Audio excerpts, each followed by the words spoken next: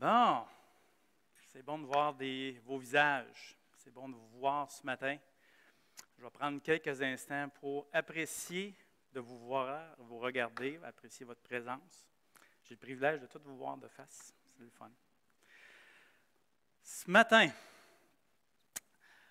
un RCR spirituel, un RCR pour nos cœurs.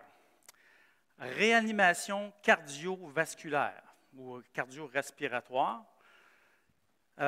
Sous-entend, en fait, les pratiques de réanimation sous-entend que la personne est en danger. Il faut intervenir et on a un moyen entre nos mains de lui sauver, peut-être sauver la vie de la personne.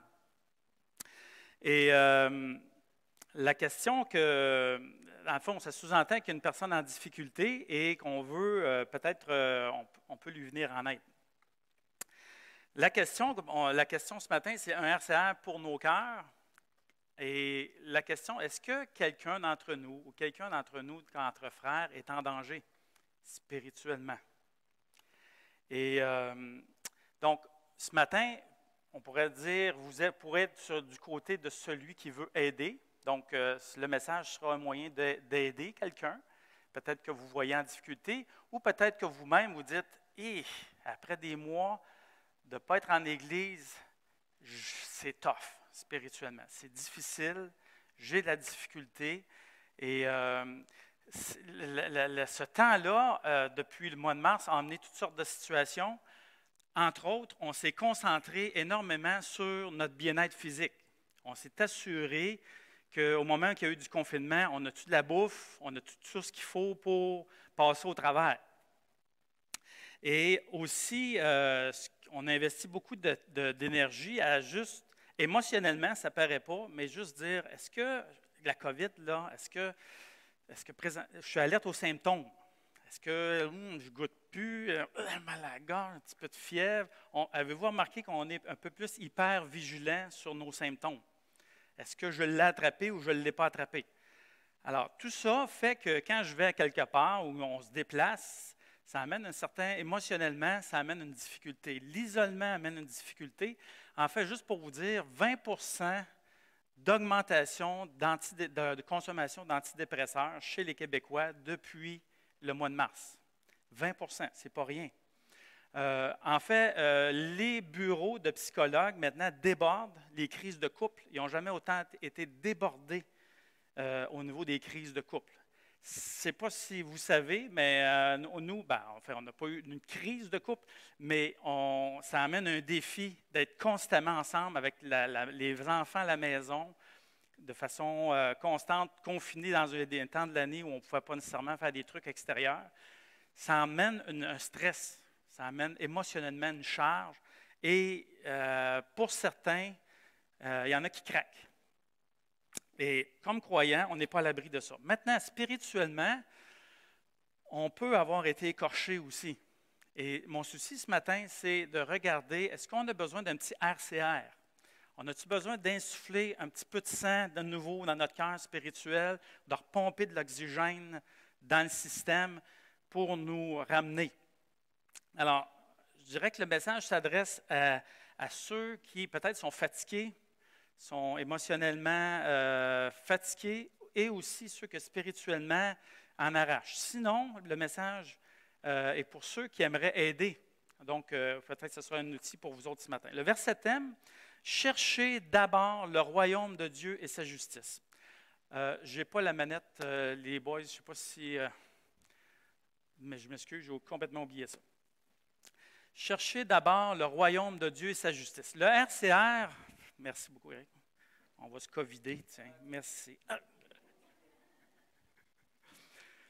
Cherchez d'abord. En tout cas, le RCR porte sur trois choses en lien avec le verset. Les réalités du royaume. Donc, on va regarder ça ensemble. Les conditions du royaume, dans le royaume de Dieu, et les responsabilités dans le royaume. Si vous avez déjà fait un cours d'université ou cégep ou quelque chose comme ça, ou je pense qu'au secondaire, je ne me souviens pas d'avoir entendu ça, on vous parle souvent de la pyramide de Maslow. Qui a déjà entendu parler de ça? Ben oui, hein, la pyramide de Maslow. En fait, Maslow, qu'est-ce qu'il a déterminé? C'est qu'il a dit les besoins de base doivent être rencontrés avant de rencontrer des besoins supérieurs. Autrement dit, ça a été un des pères de la philosophie humaniste. Autrement dit, si tu as faim, tu as mal à quelque part ou quoi que ce soit, pense pas à un intérêt supérieur ou, exemple, tu ne penseras même pas à développer des amitiés, tu ne penseras même pas à faire ça. Tu vas être tellement concentré sur tes besoins que tout le reste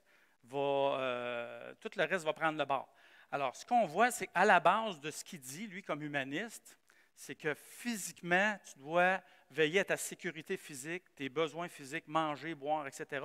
Puis, ultimement, tu vas arriver à la réalisation de toi-même, tu vas être au meilleur de toi-même quand tu vas avoir tous ces éléments-là, la sécurité, l'amour, l'appartenance, l'estime, l'auto-actualisation. Question, est-ce que ça passe le test biblique, ça? La question est bien simple. C'est que que je vous pose cette question-là, c'est que si vous avez remarqué, qu'est-ce qu'on a fait quand on vous a dit le 13 mars, où on nous a dit on confine? Qu'est-ce qui a manqué dans les épiceries en premier? Du papier de toilette. Alors, s'il y a quoi de plus basique au niveau physique, hein, c'est assez basique comme besoin, on était tous concentrés sur les besoins de base physique, là. Est-ce que je vais avoir assez de nourriture? Si les épiceries manquent, est-ce que je vais avoir manqué quelque chose? Je n'ai pas fait exception à la règle, je me suis posé des questions. Si les épiceries se vident, en tout cas, je suis correct pour assurer la survie de ma famille. Je me suis posé la question. Je n'ai pas fait différent probablement que beaucoup d'entre nous. Mais si on soumet ce verset-là au verset suivant de Paul en 1 Corinthiens 4, 9, c'est intéressant de voir Paul, la façon qu'il décrit son ministère. Je vous le lis rapidement. Qu'est-ce que Paul pense de la pyramide de Maslow? Il dit 1 Corinthiens 4, 8. Déjà vous êtes rassasiés, déjà vous êtes riches, sans nous vous avez commencé à régner, et puissiez-vous régner en effet, afin que nous aussi nous régnions avec vous. En fait, au verset 4, 9, il dit Dieu a fait de nous le dernier des hommes, des condamnés à mort en quelque sorte. Alors, si on revient à notre pyramide de Maslow, au niveau estime de soi, appartenance, Paul, ce n'est pas lui qui avait réalisé ça dans la pyramide de Maslow. Nous sommes fous à cause de Christ. Vous êtes sages, nous sommes faibles, mais vous êtes forts. Vous êtes honorés et nous sommes méprisés. Jusqu'à cette heure, nous souffrons de la faim, la soif, la nudité. Nous sommes maltraités. Puis il comble le tout en disant à 4,16 « Soyez mes imitateurs ». Aimeriez-vous ça être dans les souliers de Paul, vous autres? Il me semble que moi, avec la COVID, on a eu plein nos bottes, là, avec juste de s'assurer qu'on ait toutes nos choses, etc. Mais Paul, il était à un autre niveau total, là, au niveau de ses besoins de base. Je dirais que Paul voyait la pyramide Maslow comme ça, lui. Il la voyait complètement à l'envers. Ses besoins physiques, sa base était Christ. Lui, il avait dans la tête, je veux annoncer le royaume, je veux que la base de ma vie soit, tout est centré sur le royaume. Puis, tant pis si je n'ai pas les besoins physiques. Puis, tant pis si je n'ai pas la sécurité. Puis, tant pis si je n'ai pas l'appartenance. Puis, tant pis si. Et je dirais comme croyant, on n'a pas fait exception. Ben, je ne veux pas vous juger, toute la gang, mais je dirais qu'on est fragile. C'est ça que je veux souligner. On est fragile de retourner à nos petites affaires, puis oublier la big picture, l'ensemble, qu'on a quelque chose, une tâche à faire comme croyant, qui est le royaume de Dieu. Il dit, cherchez d'abord le royaume de Dieu. Si vous regardez dans le contexte, c'est en lien avec tous les besoins physiques. Il dit de ne pas s'inquiéter pour la nourriture, le manger et tout et tout. Il dit, cherchez d'abord le royaume de Dieu. Il y a quelque chose qui vient avant dans la pyramide de Maslow. Autrement dit, Paul, la pyramide de Maslow, ça n'aura pas passé le test. Il l'aurait viré à l'envers. Et je fais juste ça pour dire que peut-être comme croyants, dans les derniers mois, on a mis beaucoup d'énergie à assurer notre sécurité. On est attentif physiquement à ce qui se passe et tout. mais c'est facile de perdre le cap.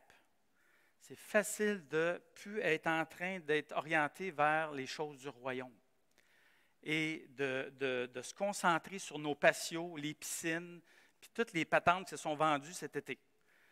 Puis je ne suis pas en train de juger ça. Je suis juste en train de dire qu'on se tourne facilement vers notre petit confort puis nos petites affaires. Et on perd de vue certaines choses. Et le RCR spirituel, c'est ça que je veux regarder ce matin. Il dit, cherchez d'abord le royaume. Cherchez d'abord. Je ne sais pas si c'est pour vous, là, mais si tu as perdu tes lunettes, ta priorité, c'est quoi? Cherchez d'abord à les retrouver.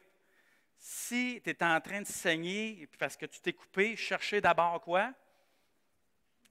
Quelque chose pour colmater. Si ton auto a une crevaison, cherchez d'abord. On se colle sur le bord et on répare le flat. La crevaison, excusez. Si on est en temps de confinement comme croyant, on est séparé des autres croyants pendant un certain temps. Qu'est-ce qu'on cherche d'abord? Qu'est-ce qu'on continue de chercher? Est-ce que tout d'un coup, oups, on se retrouve centré sur nous-mêmes? On oublie complètement ceux qui nous entourent. On oublie complètement le royaume de Dieu, sa justice. C'est facile. Je vous le dis, c'est facile. Et j'aimerais vous encourager à autant que vous êtes alerte aux symptômes de la COVID, autant d'être alerte à vos symptômes spirituels. Je ne sais pas si pour vous, tu sais, des fois, il me semble que je goûte dessus, oui, je respire normal. On est alerte aux symptômes. Alors, je vous encourage à spirituellement dire, j'ai-tu le goût de louer encore? J'ai-tu la louange qui vient dans ma bouche? J'ai-tu le goût de parler encore des choses de Dieu? J'ai-tu le goût de voir mes frères et sœurs? Ou tout d'un coup, oh, l'église, là. Je suis bien chez nous, moi, là, avec mon café, puis c'est le dimanche matin, c'est des pieds sur le pouf.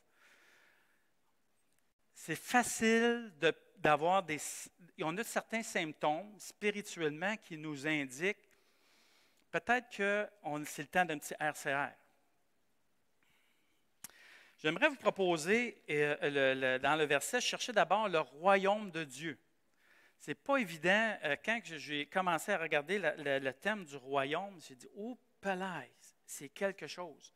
Le thème du royaume de Dieu, non seulement que presque à tous les chapitres de Matthieu, on en parle, mais Jésus a parlé du royaume pendant tout son ministère, pendant 3 ans de temps.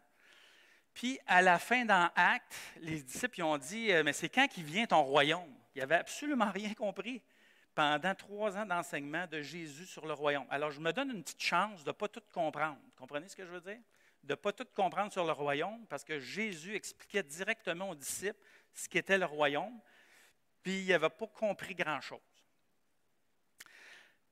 Mais je me suis donné le défi de vous donner une définition ce matin, au moins pour, quand je vous parle du royaume, à quoi on pourrait le rattacher. Alors, je reviens, définition du royaume. C'est peut-être petit, je m'excuse, je vois que c'est pas nécessairement. Donc, qu'est-ce que c'est le royaume? C'est l'instauration ou l'initiation, quand Jésus est venu sur terre, de la seigneurie de Christ, rédempteur dans le cœur des gens, dans le monde céleste et ultimement sur toute la création. Je fais une tentative, je ne dis pas qu'elle va être ça coche, mais c'est le mieux que j'ai pu cerner ce que c'était le royaume. Autrement dit, la Bible décrit depuis le début des temps, depuis Genèse, que l'homme a un problème avec quelqu'un qui règne sur sa tête.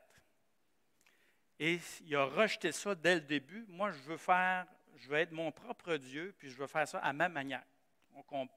Je l'image, là, mais c'est exactement ça qui est arrivé depuis Genèse. Dieu, à partir de là, a un plan pour restaurer sa seigneurie, pour restaurer son autorité royale.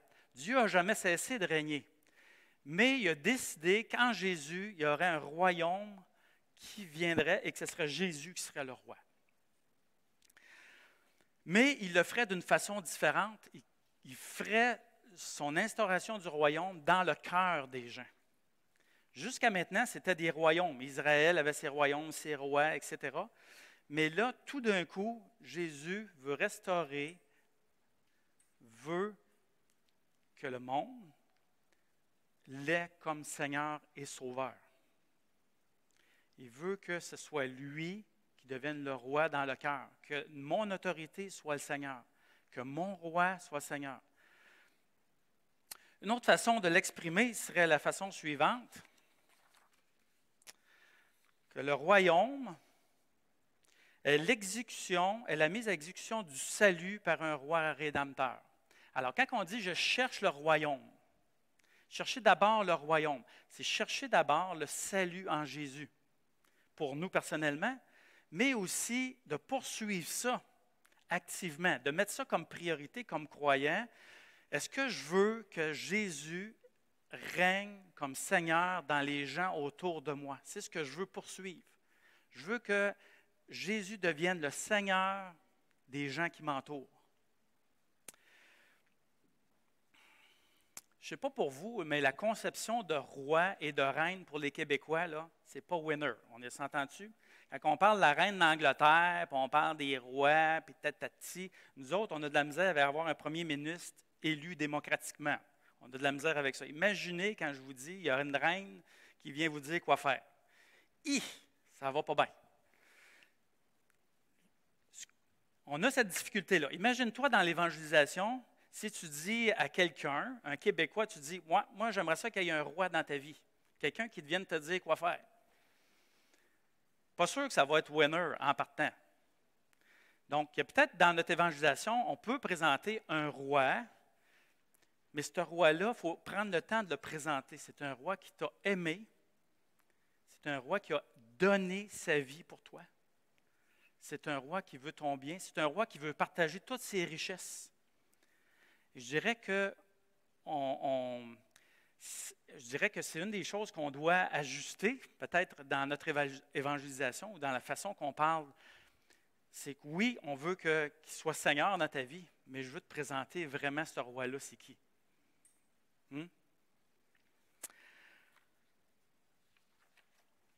J'aimerais qu'on regarde. J'espère que la notion de roi, de royaume, elle s'est éclaircie un petit peu. Si c'est compliqué, cherchez d'abord le salut et sa justice.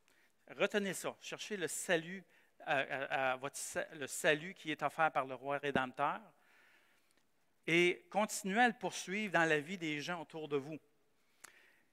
Faire partie du royaume, pour nous, c'est notre soumission joyeuse au grand roi rédempteur. Pour nous, ce n'est pas facile, ce n'est pas difficile de se soumettre à ce roi-là, parce qu'on sait ce qu'il a fait pour nous. Mais les gens autour de nous, de soumettre un roi, de soumettre sa vie. Moi, il y a quelqu'un qui va me dire quoi faire dans ma vie.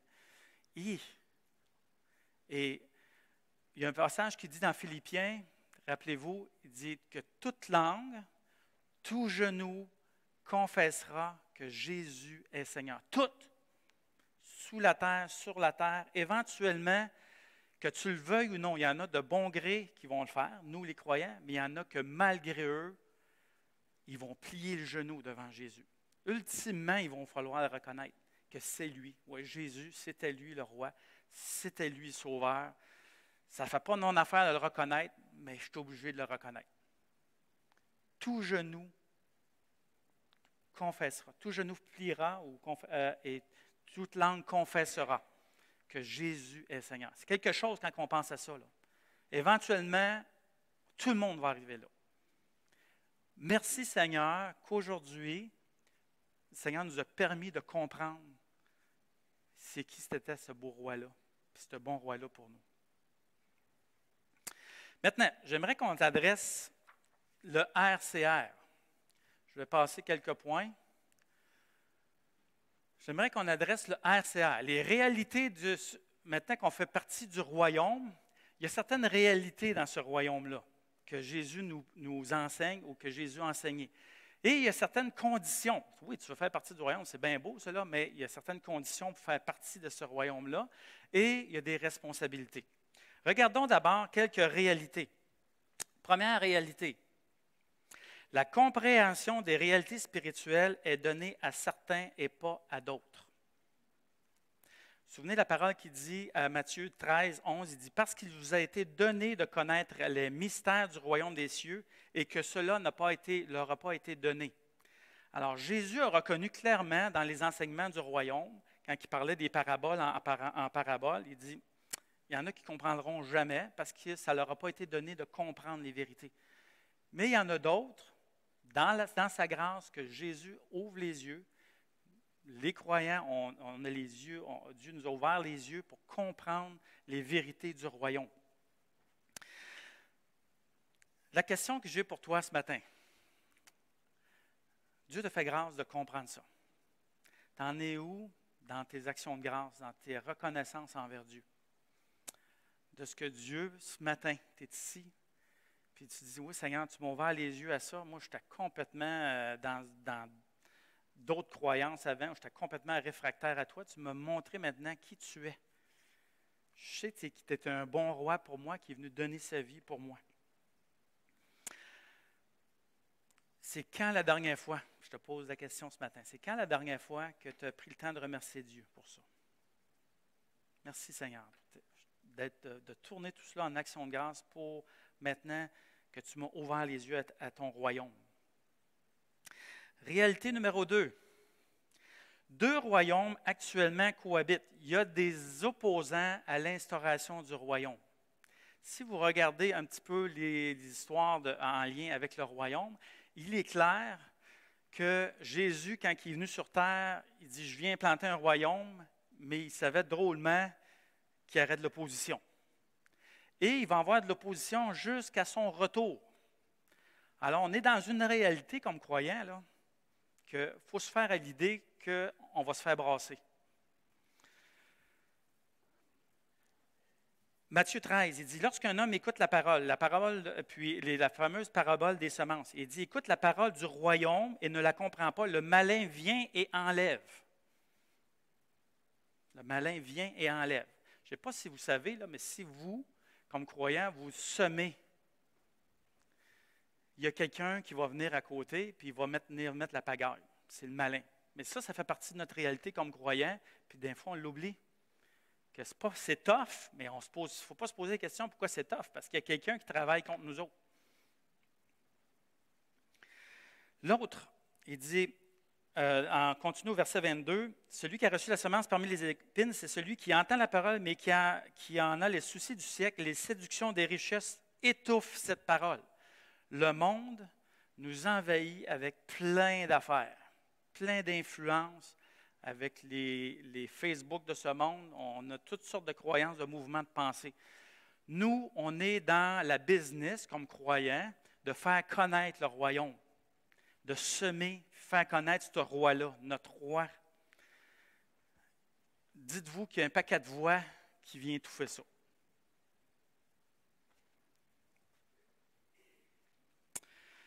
La semence de l'ivraie, vous savez, la parabole qui dit, il y en a un qui sème, puis il y en a un qui vient semer de l'ivraie en arrière. Il y a deux plantes qui poussent. Là, les disciples disent, on va tout arracher ça? Fait que Jésus dit, on n'arrache pas toutes les affaires comme ça. Il faut attendre que les deux poussent, puis quand l'autre va arriver à pleine maturité, on va savoir lequel qu'il faut arracher. Bien, Jésus parlait de la cohabitation de deux royaumes. L'ivraie, qui est le royaume de Satan, que lui va continuer de grandir dans un sens, puis le royaume de Dieu qui va continuer de grandir. Les deux vont cohabiter jusqu'à temps qu'il y en a un qui va être arraché puis qui va être jeté au feu. Mais il faut attendre que ce moment-là où ça va être jeté au feu, puis ce n'est pas maintenant. Là, présentement, deux choses poussent ensemble. Moi, j'aimerais vous encourager avec cela que quand on voit, il me semble que des fois, à nos yeux, comme croyants, que l'ennemi gagne du terrain. Il dit, voyons, il me semble que nous, on est des petites gangs de chrétiens, puis il me semble qu'on s'aime, puis on a l'impression que ça ne donne pas grand-chose. Bien, dites-vous qu'on fait partie d'établir un royaume. On est dans la business d'établir un royaume avec Jésus, et il y a de l'opposition. Et c'est normal que des fois, tu aies l'impression que l'ennemi emmène large dans les familles, dans les valeurs qu'on a comme société. Réalité numéro 3. Il y a une manifestation grandissante du royaume dans le monde entier et parmi les nations. Dans nos petites visions minimes, parfois que je peux avoir, je me dis, ouais, il me semble, Seigneur, que ton royaume, c'est pas si manifeste. On est une petite poignée à Victo, puis il me semble que c'est pas si manifeste. Mais si on regarde l'enseignement de Jésus sur le royaume, il dit dans Matthieu 13, 31, il dit, le royaume des cieux est semblable à un grain de sénévé qu'un homme a pris et semis dans le champ. C'est la plus petite de toutes les semences. Mais quand il l'a poussé, il est plus grand que les légumes et il devient un arbre, de sorte que les oiseaux du ciel viennent habiter dans ses branches. Une petite affaire. Le royaume a commencé petit. Il a commencé avec une petite poignée de disciples. Il grandit, le royaume. Ce qu'on ne voit pas, nous, c'est qu'actuellement, par exemple, dans les pays d'Asie, il n'y a jamais eu autant de conversions qu'actuellement. Il y a un phénomène qu'à part qu'ici en Amérique du Nord, où c'est stagnant, le royaume grandit parmi le monde musulman, grandit parmi les peuples asiatiques. Et ultimement, le royaume va se déployer comme Dieu veut qu'il se déploie, à sa pleine grandeur. Il dit que les oiseaux viennent habiter. Il semble que l'arbre vient tellement grand du royaume, il part des Juifs, de quelques poignées de gens, il vient tellement grand que les nations païennes, il fait allusion à les oiseaux viennent se percher, que c'est les nations païennes, nous, les non-juifs, qui sont incorporés dans le royaume. Et c'est ce qui se produit. C'est parti de Jérusalem, puis c'est rendu dans le monde entier. Je ne sais pas si vous voyez de l'expansion, mais moi, j'en vois là. Là, c'est devenu big, le royaume. Alors, j'aimerais que ce soit un encouragement. J'aimerais que ce soit un encouragement pour nous, de voir que même si on a l'impression que le royaume continue de grandir, le levain dans la pâte continue de faire lever. Il y a une autre parabole qui parle qu'il y a un levain dans la pâte qui fait lever toute la pâte. Donc, on continue d'exercer comme croyants une influence dans ce qu'on fait au quotidien. Et on a un effet sur toute la pâte. Réalité numéro 4. Nous sommes de riches sujets du royaume ou d'un royaume. Je pense que c'est une vérité que c'est tellement important qu'à se rappeler qu'on fait partie d'un royaume, mais on n'est pas juste des petits sujets esclaves, là. On est de riches sujets. Regardez le verset, le royaume des cieux, dans Matthieu 13, 44, le royaume des cieux est semblable à un trésor caché dans un champ qu'un homme, après l'avoir trouvé, est caché, et dans sa joie, il s'en va et vend tout ce qu'il achète, tout ce qu'il a, et achète ce champ-là. Le royaume des cieux est encore semblable à un marchand qui cherche de belles perles, ayant trouvé la perle de grand prix, s'en alla et vendit tout, et il l'acheta. C'est un des versets que John Piper, ça a été un déclencheur pour lui. Quand il a vu, et dans sa joie, il a vendu tout ce qu'il avait, parce qu'il avait découvert tellement quelque chose de supérieur, puis il est allé acheter ça. Ça a été un déclencheur pour lui. Et l'illustration qu'il donne est l'illustration d'un enfant. Si tu dis à un enfant, aimerais-tu jouer dans le sable? Il va dire, oui, j'aimerais jouer dans le sable. Bien, je te donne le choix entre un carré de sable, 4 pieds par 4 pieds, ou aller jouer au sable, dans le sable, à la plage. Qu'est-ce que tu choisis? Alors, ce qu'il dit, c'est que souvent, comme croyants, on aime mieux jouer dans notre carré de sable. On se contente de nos petites affaires, de nos petites bénédictions, alors que Dieu nous a offert quelque chose d'immense. Il nous a offert un carré de sable, qui est le bord de la mer.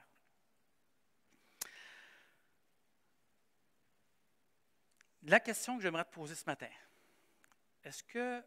comment on peut se satisfaire de notre petit carré de sable? Et c'est manifeste par nos choix, par là où on investit notre temps, par ce qu'on parle.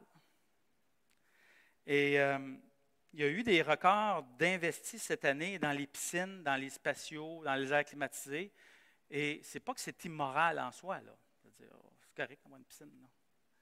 Mais est-ce que tout notre cœur est là? Est-ce que tout notre royaume se limite à la cour arrière de 25 pieds par 40 pieds? Est-ce que c'est là mon royaume? je peux vous dire qu'il y a beaucoup qui a été investi dans ce petit royaume-là de 20 pieds par 40 pieds. Les quincailleries ont fait des mines d'or. Ceci étant dit, je ne suis pas en train de juger ça, là. Moi-même, j'ai fait mon patio cet été. Je ne suis pas en train de juger ça. Je suis juste en train de dire, est-ce que c'est le seul soupir qui nous reste? Et c'est le danger. En étant confiné, on n'a plus rien d'autre à penser. On se retrouve avec plus de temps. On n'a plus d'église à venir assister. On n'a plus de ministère. On se retrouve avec plus de temps. On se retrouve avec... on ne peut plus aller à nulle part. Fait que là, on se retrouve, bon, ben, on fait mes affaires. Hein? C'est comme ça. On est comme ça. Et est-ce que, la question que je te pose ce matin, je vais laisser le Saint-Esprit faire le reste dans mon cœur, dans ton cœur. Est-ce que c'est le seul soupir qui nous reste? Est-ce que c'est le seul soupir qui nous reste? Notre petit carré de sable. Ou chercher d'abord le royaume. On cherche quelque chose qui est au-delà de mon petit carré de sable, qui est au-delà, qui est le royaume. On cherche à établir Christ, sa seigneurie dans les gens autour de nous, dans mon propre cœur. Réalité du royaume.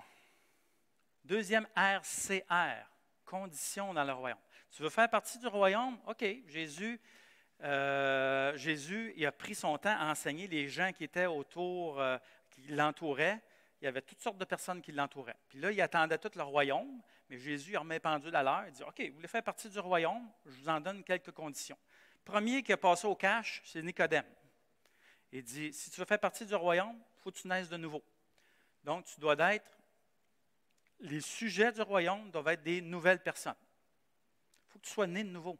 Il dit, Jésus répondit, lui dit à Nicodème, en vérité, je te le dis, si quelqu'un n'est pas né de nouveau, il ne peut voir le royaume de Dieu. C'est assez clair. Donc, c'est l'idée que tu peux faire partie du royaume. La condition, c'est de naître de nouveau.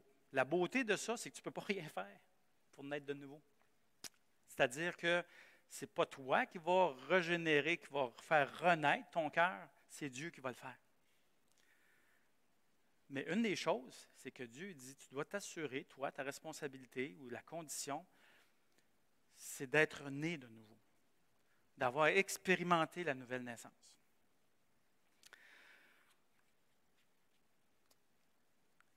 Je ne peux rencontrer moi-même cette condition. Okay, je ne peux pas la rencontrer moi-même. La nouvelle naissance est un acte régénérateur puissant, opéré dans celui qui croit. Donc, c'est Dieu qui fait une œuvre régénératrice, qui crée une nouvelle personne. Et Dieu, c'est ces gens-là qu'il va avoir dans son royaume. Des nouvelles personnes. Des gens nés de nouveau. Condition numéro 2. Elle est plus tough. Regardez bien. Il dit, dans Matthieu 5, 20, quand il parle du royaume, il dit, je vous le dis, Jésus dit ça, si votre justice ne surpasse pas celle des scribes et des pharisiens, vous n'entrerez certainement pas dans le royaume des cieux. Donc, le standard que Jésus établit, il dit les scribes et les pharisiens. En partant, probablement que moi et vous, qu'on aurait été là, les scribes et les pharisiens, OK, la coche est haute. Mais il dit, il faut que ça surpasse. Il faut que vous soyez une coche au-dessus d'eux autres. Fait que, en partant, je suis mort. Je veux dire, je ne rencontre pas ce critère-là. Alors, la question qui est Jésus, quand il a dit ça, est-ce que c'est un appel à se conformer à la loi puis être au-dessus de toute la loi puis d'être les performers, là, d'être des gens qui ont basé sur la performance, qui vont accomplir la loi? Mais tu sais, dans votre cœur, je suis certain que vous êtes capable de répondre à cette question-là. La réponse, c'est non. Mais Jésus, il est en train d'établir le standard. Avec les pharisiens, il dit, dans Matthieu 5, il dit, vous avez entendu qu'il a été dit aux anciens, tu ne tueras pas, mais celui qui tuera mérite d'être puni. Mais moi, je vous dis que quiconque se met en colère contre son frère mérite d'être puni par les Juifs, par les juges. Ce qu'il est en train d'établir, il y a tout un chapitre au complet. Il dit, vous avez entendu dire, mais moi, je vous dis. Il est en train de juste dégonfler la balloune des pharisiens. Vous pensez que vous l'avez? Vous pensez qu'extérieurement, votre affaire est bonne, mais il dit, voici, j'établis des standards qui sont intérieurs, un critère moral intérieur. Alors, il met tellement la marche haute que l'évidence même, c'est impossible. Il dit, à un moment donné, il dit, si quelqu'un regarde une femme, la convoite dans son cœur, il est déjà commis, il n'est même pas, le critère est déjà brûlé, parce que c'est tout ce qui se passe dans nos pensées. C'est incroyable que Jésus a mis un standard tellement élevé qui fait qu'il pète la balloune. Essayez pas par votre propre justice. Alors, ce qui fait appel ici, c'est à la justice légale et non morale. Autrement dit, la seule justice sur laquelle on peut s'appuyer, c'est la justice imputée qu'on a reçue à travers Jésus. Cette justice-là, elle surpasse, êtes-vous d'accord, la justice des scribes et des pharisiens. Quand je parle de justice imputée, c'est la justice qui est déversée ou qui est sur nous par le mérite de Jésus. Alors, ici, la condition qui nous parle dans le royaume, il dit, si vous voulez faire partie du royaume, pas de problème. Fait qu'il remet au diapason les pharisiens, il dit, votre justice, voici le niveau de justice qui est nécessaire. Alors, nous, on sait comme croyants que la justice, on l'a de façon imputée par Jésus-Christ. Et merci Seigneur pour ça. Autre condition. Troisième, il dit, bienheureux les pauvres en esprit dans le Sermon sur la montagne, car c'est à eux qu'appartient le royaume, ou c'est à eux que le royaume des cieux. Les sujets, à condition numéro 3, les sujets doivent reconnaître qu'ils n'ont rien en eux-mêmes pour plaire au roi. Autrement dit, si je veux faire partie du royaume, je n'arrive pas avec toutes mes compétences, toutes mes qualités morales ou toutes mes réalisations pour dire au roi, hey, voici comment je suis capable ou que je mérite de faire partie de ton royaume. La condition, c'est de reconnaître ma faillite spirituelle. De reconnaître que spirituellement, je suis pauvre. Condition numéro 4, comme sujet, êtes-vous prêts à souffrir pour le royaume? Bienheureux ceux qui sont persécutés à cause de la justice, car c'est à eux qu'appartient le royaume. Ici, ce n'est pas un appel au martyr, ce n'est pas un appel d'être martyr, puis là, vu que je suis martyr, un peu comme la pensée des musulmans, où ils vont être accueillis au ciel parce qu'ils ont été martyrs. Ici, c'est vraiment un appel à dire, si tu veux faire partie du royaume, ben, le package deal ou ce qui vient avec, c'est que tu risques de souffrir. Et souvent, c'est ce qui nous rend silencieux comme croyants. C'est là que quand je risque que ma réputation dans mon milieu de travail, quand je risque qu'il soit affecté, quand je risque de perdre quelque chose, un acquis au niveau de ma promotion, au niveau du travail, quand je risque d'autres. À la minute qu'il y a un appel à la souffrance, plus facile de rester silencieux, le coût est moins élevé. C'est trop cher parfois à payer. Et donc, je vous appelle, mes frères et sœurs, à dire, est-ce que je suis rendu silencieux dans ma mission du royaume?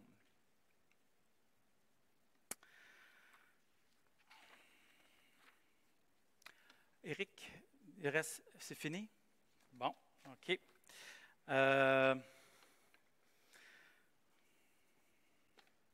Qu'est-ce que je fais? 2 minutes. OK. Je vous donne en rafale 4 responsabilités, le dernier R du royaume. Je vous donne en rafale 4 priorités. La première est évidente, quand le verset que je vous ai mentionné dès le départ, cherchez d'abord le royaume.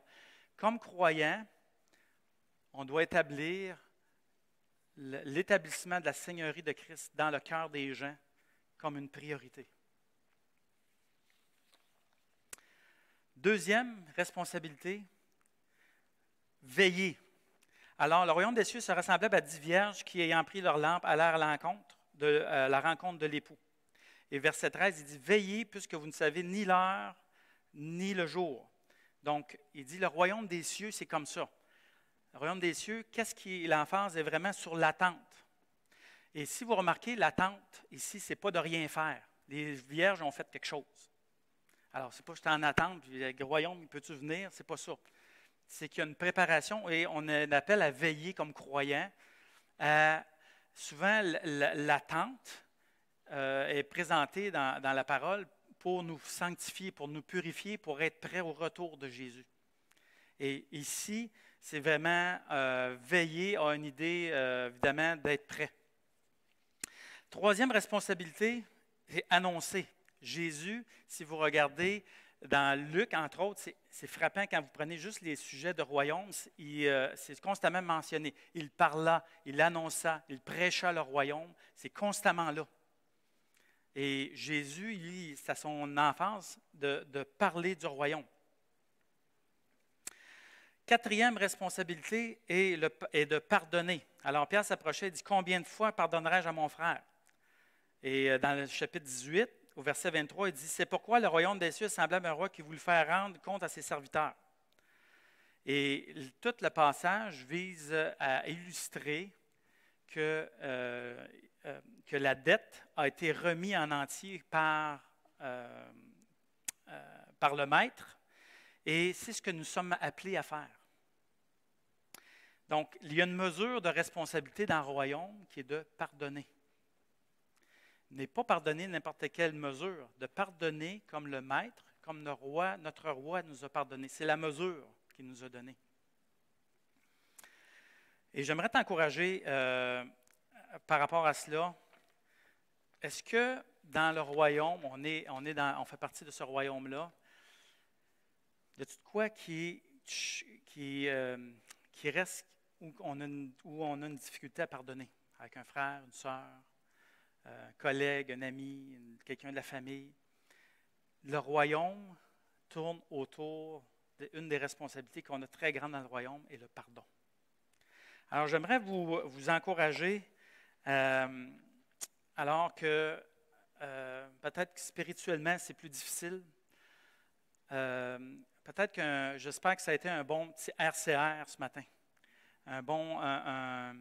De nous rappeler c'est quoi nos responsabilités, les conditions et notre réalité en tant que croyants de faire partie du royaume. Sinon, bien, si ça va bien, je rends gloire à Dieu pour ça, je remercie le Seigneur, mais présentez le royaume à d'autres.